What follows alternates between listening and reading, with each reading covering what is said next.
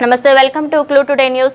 గురువారం BRS party Mehta శిశు దివ్యాంగుల సంక్షేమ శాఖ మాజీ మంత్రి వర్యులు కొప్పుల ఈశ్వర్ని హైదరాబాద్ లోని జూబ్లీహిల్స్ తెలంగాణ భవన్ లో మర్యాదపూర్వకంగా కలిసి వివిధ దివ్యాంగుల ప్రధాన సమస్యల గురించి వినతి పత్రం ఇచ్చిన భారత వికలాంగుల హక్కుల పరిరక్షణ సమితి రాష్ట్ర ప్రధాన కార్యదర్శి కావలి నరసింహులు ఈ సందర్భంగా మాట్లాడుతూ భారత రాష్ట్ర సమితిలో ప్రత్యేకంగా దివ్యాంగుల విభాగాన్ని ఏర్పాటు చేయాలని, మా దివ్యాంగుల ప్రధాన సమస్యల గురించి మాజీ మంత్రి కేటీఆర్, మాజీ ముఖ్యమంత్రి కేసీఆర్ల దృష్టికి తీసుకెళ్లాలని విజ్ఞప్తి చేశారు.